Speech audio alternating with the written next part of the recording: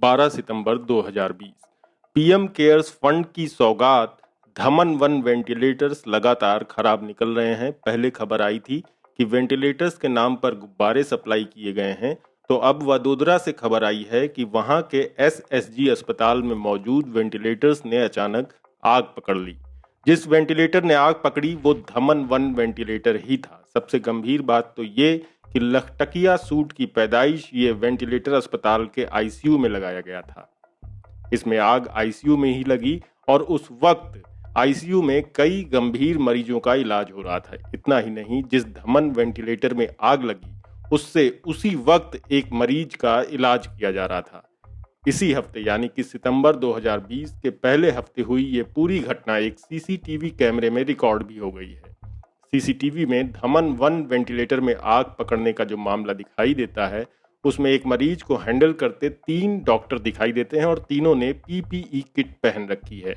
उनमें से एक डॉक्टर जैसे ही वेंटिलेटर का प्लग सॉकेट में लगाता है, वेंटिलेटर आग पकड़ लेता है।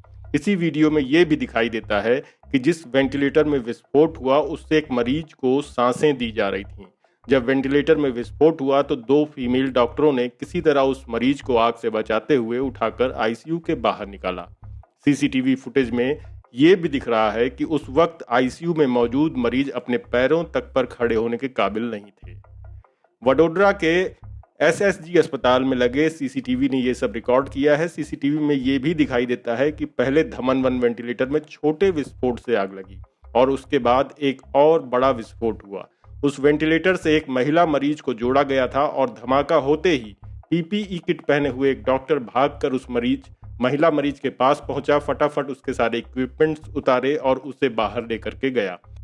एसएसजी अस्पताल के सुपरिटेंडेंट डॉक्टर रंजन अय्यर ने बताया कि इसी दौरान एक सर्जन ने किसी तरह से आग बुझाने वाले सिलेंडर से आग बुझाई और एक बड़ी दुर्घटना होने से बच गई। उन्होंने बताया कि आईसीयू में मौजूद मरीजों को स्टाफ की मदद से किसी तरह से नीचे उतारा गया और इस काम में मरीजों के साथ आए उनके परिजनों ने भी बखूबी साथ दिया और जल्दी से उस फ्लोर की बिजली काट दी। अभी तक ये साफ नहीं हो पाया है कि वेंटिलेटर में आग किस तरह से लगी। वडोदरा की जिलाधिकारी शालिनी अग्रवाल ने मामले की जांच के लिए एक कमेटी गठित कर दी है।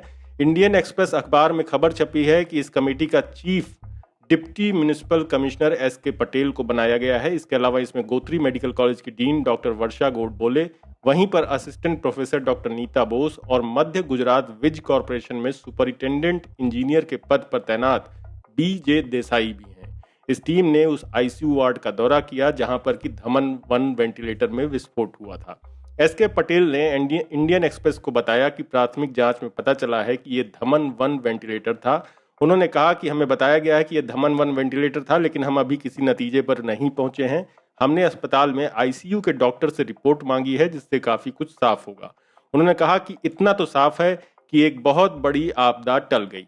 आपको बता दें कि धमन-1 वेंटिलेटरों को ज्योति सीएनसी ऑटोमेशन ने बनाया है। इससे पहले एक आरटीआई के जरिए पता चला था कि पीएम केयर्स फंड और देशी कंपनियों से खरीदे गए वेंटिलेटर स्वास्थ्य मंत्रालय की टेक्निकल कमेटी के क्लिनिकल मूल्यांकन में नाकाम हो गए हैं। कंपनी ज्योति सीएनसी ऑटोमेशन और आंध्र प्रदेश मेडटेक जोन यानी कि AMTZ को पहले उसी समय 22.5 करोड़ रुपए एडवांस पेमेंट के तौर पर हासिल हो चुके हैं, जबकि पीएम केयर्स फंड की ओर से आवंटन किया गया था। हालांकि मंत्रालय की ओर से आए आरटीआई के जवाब में बताया गया है कि जुलाई में उन्हें लिस्ट से हटा दिया गया था। आरटीआई एक्टिविस्ट अंजलि भारद्वाज ने ये आरटीआई डाली थी। ज्योति सीएनसी के बारे में बता दें आपको कि ज्योति सीएनसी एक गुजरात आधारित फर्म है जिसके वेंटिलेटरों को कोविड मरीजों के लिए अपर्याप्त होने के चलते अहमदाबाद सिविल अस्पताल में जमकर आलोचना हुई थी, जबकि AMTZ को आंध्र प्रदेश की सरकार चलाती है। हालांकि क्लिनिकल मूल्यांकन के बाद इसके वेंटिलेटरों को सप्लायर लिस्ट में शामिल करने की संस्तुति नहीं दी गई थी। अहमदाबाद सिविल अस्पताल के सुपरिटेंडेंट ने 15 मई को राज्य सरकार की मेडिकल सेवाओं को पत्र लिखकर कहा कि ज्योति सीएनसी द्वारा बनाए जा रहे धमन-1 वेंटिलेटर अपेक्षित नतीजे लाने लायक नहीं है। ऐसा वहां के एनेस्थीसिया विभाग के हेड ने बताया। उन्होंने राज्य को तत्काल उच्च क्षमता वाले वेंटिलेटरों को मुहैया कराने की मांग की। इस मामले में विपक्षी पार्टी कांग्रेस ने भी जांच की मांग की थी।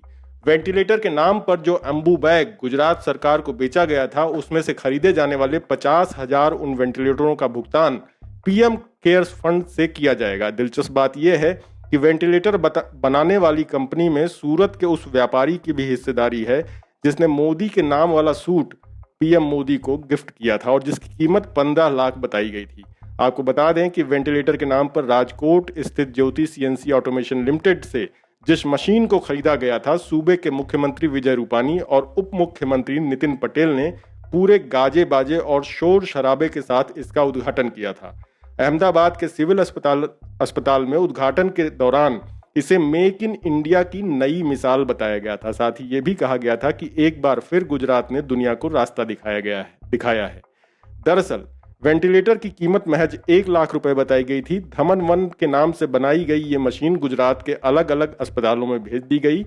इसके वेंटिलेटर न होने का खुलासा उस वक्त हुआ जब अहमदाबाद के सिविल अस्पताल ने वेंटिलेटरों की अलग से खरीद के लिए विज्ञापन जारी किया।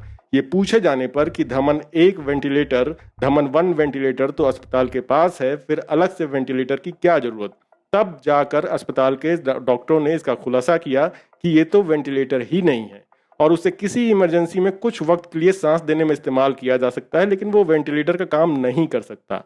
डॉक्टरों के इस खुलासे के बाद न केवल कंपनी की पोल खुल गई बल्कि सरकार की असलियत भी सामने आ गई और फिर सरकार ने यह कहना शुरू कर दिया कि उसको पता था कि ये वेंटिलेटर नहीं है। सवाल पैदा होता है कि ये सब पता होने के बावजूद अभी तक अस्पतालों के आईसीयू में ये वेंटिलेटर कर क्या रहा है? क्या इसलिए कि इसमें धमाके हों और डॉक्टरों और मरीजों की जान चली जाए? एक बात ध्यान देने वाली है कि आईसीयू में मेडिकल स्टाफ पीपीई किट पहनता है जो कि भीषण ज्वलनशील होती है।